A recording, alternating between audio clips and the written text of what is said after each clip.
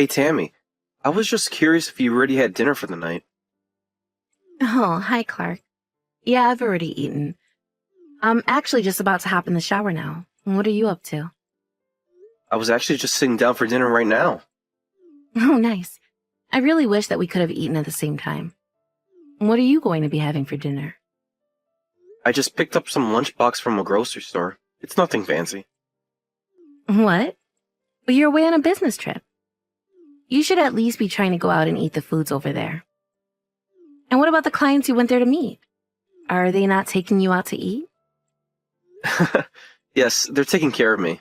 We went out to a steak place for lunch, so I'm quite full today. Oh, I see.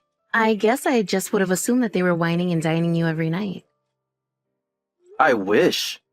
Even though I come out all the way out here every month, I've only been taken out a couple times to be honest.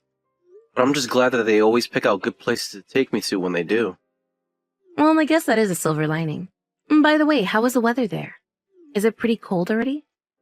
Yeah, you can see a bunch of snow that's just fallen on the mountain peaks. Really? You mean that it's already started snowing there? Then again, I guess it is much colder up there. Yeah, you have really no idea. I should have brought another jacket with me. You'd think for how many times that I've been out here before that I'd know better. Well, just try and make sure that you don't catch a cold, okay? Does the hotel that you're in have a humidifier? Make sure you use it. Yes, it was a humidifier and I'm making sure to use it. Thanks for looking out for me. By the way, you're going to be coming back tomorrow evening, right? That is the plan. I get up early tomorrow to start catching flights back there. Great. Well, then I'll be sure to cook something special for you tomorrow. Oh, you don't have to go and do that. I'd feel bad for putting you out like that. But I'm not the one doing all this running around and traveling. You're not putting me out at all. I really want to do something special for you. Well, I'm happy that you want to make something for me. But I just feel like it's been so long since we've gone out to eat together. Well, maybe we can go out for a date this weekend. I really just want to spend more time with you at home. I get that, but you know that we don't have to only go out on the weekends, right? It's fine to just go out during the week. It's not that, though. I just want to take it easy. I still can't believe that you and I have been married for 3 years. But in all this time, I've enjoyed just resting at home with you more than anything. Besides, it's starting to get cold down here too, you know. Okay. We can have dinner at home if it means that much to you, Tammy. By the way, did you change the sheets and put out the comforter? Have you set up the heating in the house? Oh shoot, I guess I still have a few more things to do. I totally forgot. What? You mean you forgot to turn on the heat even after I've been telling you about how cold I've been over here? Sorry, Clark. I guess I just have been bundling myself up with blankets this whole time instead. Ah, so that's your secret. Well, if you wouldn't mind making the proper arrangements so we don't have to drape ourselves in the bedspread. Okay. I guess I can make some exceptions just for you. Anyways, I'm going to get in the shower now. It was nice catching up. Of course. I hope that you have a nice night. I'm going to start eating then. Sounds good to me. You have a safe trip home tomorrow, Clark. Hey there, Clark. I was just wondering if you've heard about when your next business trip is going to be. Yeah, my boss told me that I'm going to be leaving on the third Monday of the month. And I'll be away for 1 night and 2 days. Oh, really? That's it? I feel like they're always sending you away for so much longer, no? Yeah, this time it's extra short. Actually, what happened was we arranged for another guy in the office to start doing these trips. So I'm just tagging along to make the introductions and all. I see. So then, does that mean that you're not going to be having any more business trips from here on out? I mean, I'll still probably have a few that I need to do every year, but it certainly won't be every month anymore. Oh, darn. And here I was thinking that I'd be able to keep getting away with slack on my chores and all that. Oh, come on. You make it sound like you're not happy to have me back home as much. Of course I'm happy that you'll be home more, Clark. After all, it isn't good for me to slack off like I've been doing. Don't tell me that you were going to just sleep in the whole time that I'd be away. What do you mean? Why do you ask that? Well, I was just wondering if you usually sleep quite late. My mom came around the other day and said that you didn't answer the door. Hold on a second. Your mom came over to our place? When was this? Just one of the times that I've been away, but I just told her that you were probably sleeping late. Well, why am I just hearing about this now? Why didn't you tell me about this earlier? Well, I think that my mom was only coming over to drop off some baking that she'd done. I'm sorry though, I didn't realize that my mom dropping off by so suddenly would upset you. But it hasn't happened once. I've been asleep or not home other times. But I just assumed you were out doing the shopping or something. I see. Well, I guess I just would have thought that you'd mention this to me. Don't tell me that you were just taking a nap for all those times. I mean, I might have been, but it's also true that I do go out to go shopping and stuff like that. Just when has your mom come over? I guess she usually tends to try coming over the evening. Well, in that case, then I might have actually been sleeping. I don't remember now. And now I'm thinking that it might be good to reach out to your mom and talk to her about this. I don't think that you need to do that. I told her that if she comes over without warning that you might not always be home. I am really sorry that I haven't mentioned anything about this to you till now, though. I just had no idea that your mom had been coming over so often. I feel like I should talk to her so I can apologize. Again, I really don't think you need to do that. It's my mom who was dropping by so suddenly. Maybe she's just hoping to get lucky and have you there one day. I get that, but even so, I should be more careful in the future.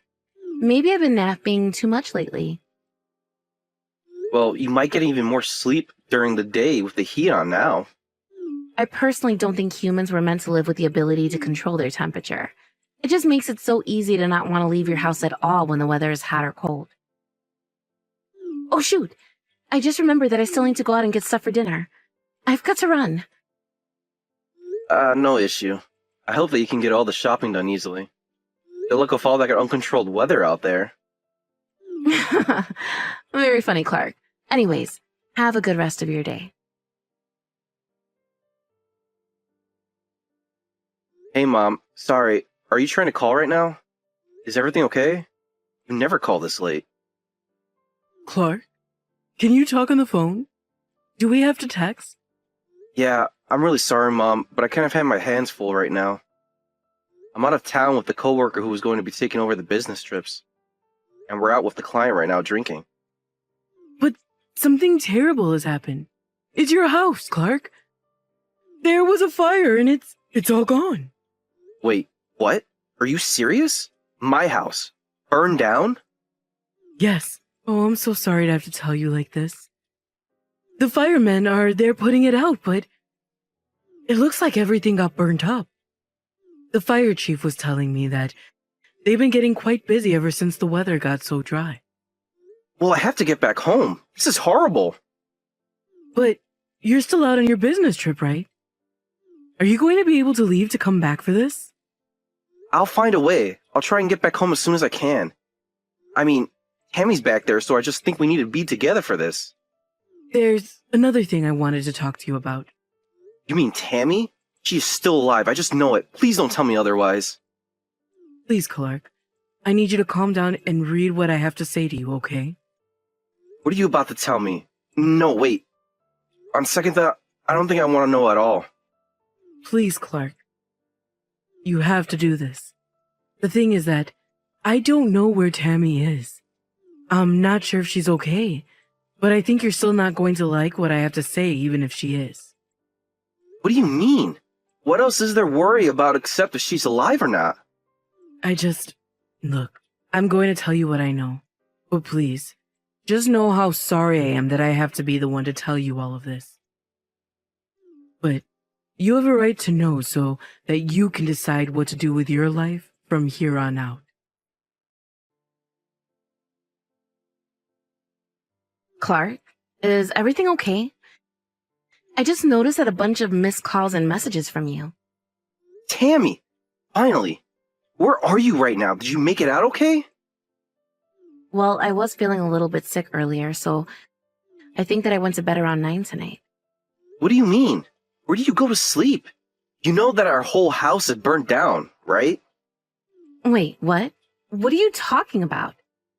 That's why I'm asking where you are right now. Please, you have to tell me.